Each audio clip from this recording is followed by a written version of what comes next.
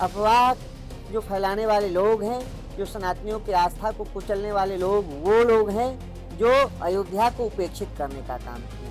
पारदर्शिता होनी चाहिए, जांच के बाद ही किसी के ऊपर आरोप प्रत्यारोप करना, दोषी ठहराना ठीक रहेगा।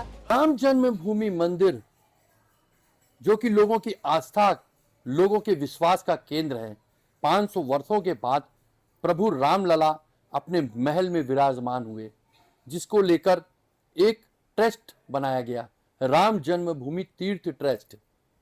राम जन्मभूमि तीर्थ ट्रस्ट के द्वारा चंदा चोरी, लोगों के द्वारा दान में दी गई राशि चोरी का आरोप लगा और उसकी जांच भी शुरू हुई। हमारे साथ बात करने के लिए महंत श्री सीताराम महाराज जी हैं और इन्हीं से हम पूछेंगे, जिस तरीके का आरोप लगा है, जिस तरीके से लोगों की आस्था जुड़ी है राम मंदिर से, उसको कितना आहत हुआ है।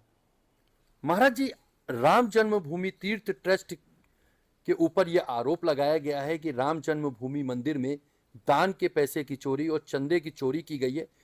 और भी कई आरोप खुल के सामने आए हैं, तो अब आपका क्या कहना है और तीर्थ ट्रस्ट में जो पदाधिकारी हैं, जो सदस्यगण हैं, उनके लिए आप क्या कहेंगे?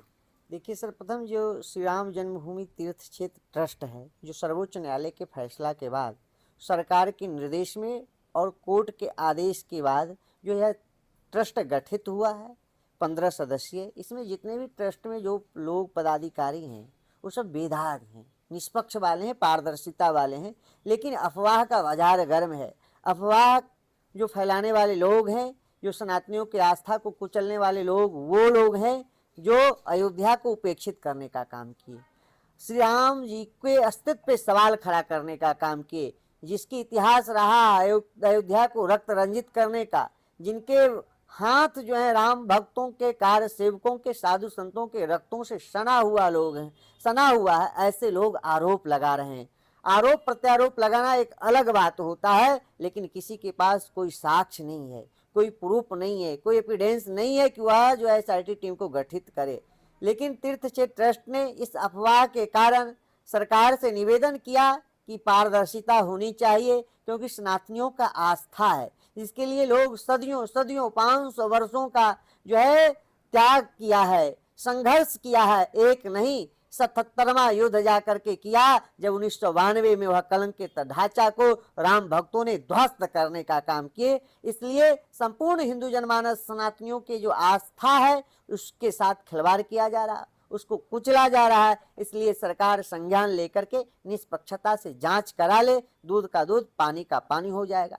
प्रारंभिक रिपोर्ट जहां तक आज मुझे लग रहा है कि जो है एसआईटी टीम के द्वारा मुख्यमंत्री जी को सौंपा जाएगा। इसमें जो 3 ऐसे अधिकारी हैं, जो एक मंडलायुक्त कमिश्नर साहब हैं, एक आईजी रैंक के अधिकारी हैं, एक जो है मुख्य वित्त विभाग के मुख्य सचिव पद पे कार्यरत रहे, ऐसे तीनों लोगों के समन्वय में जांच की प्रक्रिया जो है चल रही है। मैं यह जरूर कहूँगा कि किसी भी अफवाह में नहीं पड़ना चाहिए, पारदर्शिता होनी चाहिए, जांच के बाद ही किसी के ऊपर आरोप प्रत्यारोप करना, दोषी ठहराना ठीक रहेगा कि कौन व्यक्ति दोषी है। जो लोग, महाराज जी, जो लोग इसमें दोषी हैं, जांच में भी अगर जो लोग दोषी पाए जाएंगे, जैसे टिन्नू यादव का नाम आ रहा है, डॉक्टर अनिल मिश्रा का नाम आ रहा है, बहुत से बड़े बड़े खुलासे भी आए जो लोग पूर्व में नहीं बोल पा रहे थे, लेकिन अब उन्होंने भी खुलासा किया, तो आपको क्या लगता है, जांच में दोषी पाए जाएंगे उनके खिलाफ कार्रवाई होनी चाहिए या नहीं? निश्चित रूप से पूज्य योगी आदित्यनाथ जी का सरकार है, कोई भी दोषी बख्शे नहीं जाएंगे। उनका खुला चैलेंज है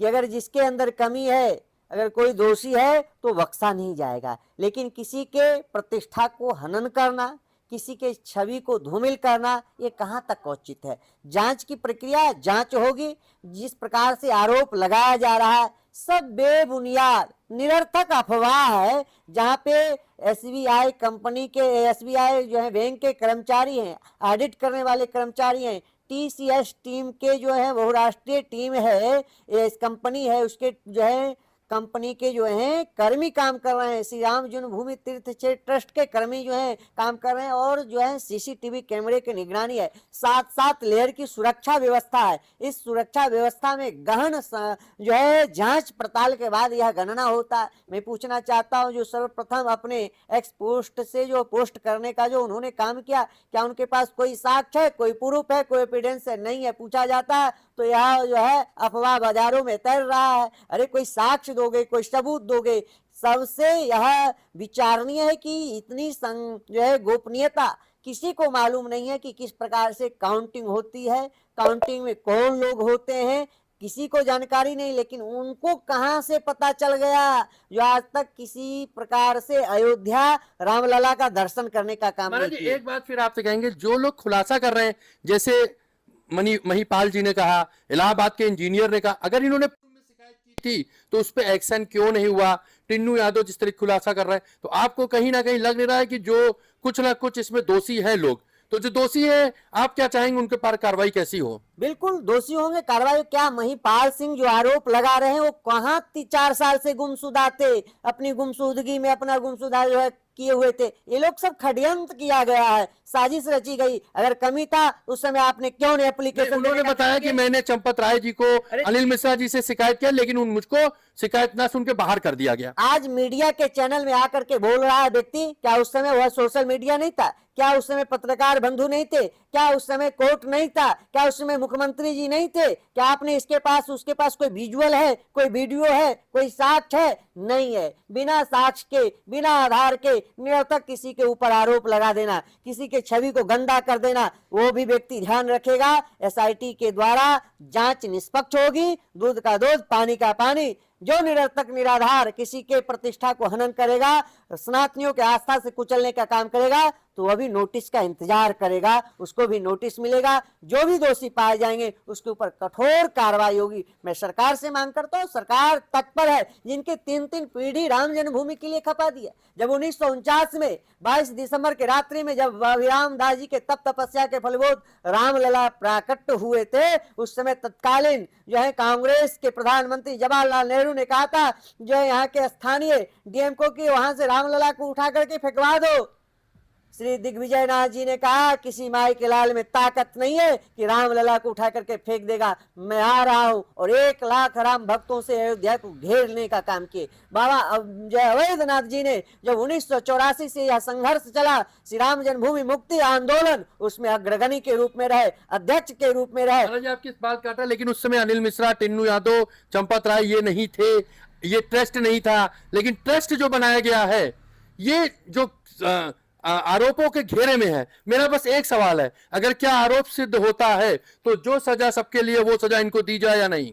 निश्चित रूप से अगर आरोप सिद्ध होगा तो आरोप सिद्ध होने के बाद बुलडोजर भी चलना चाहिए। अगर आरोपी हो गए तो कार्रवाई होनी चाहिए, अगर आरोपी नहीं होंगे तो आरोप लगाने वाले के ऊपर भी इसी सुसंगत धारा में मुकदमा पंजीकृत करके उसके ऊपर भी कार्रवाई होनी चाहिए।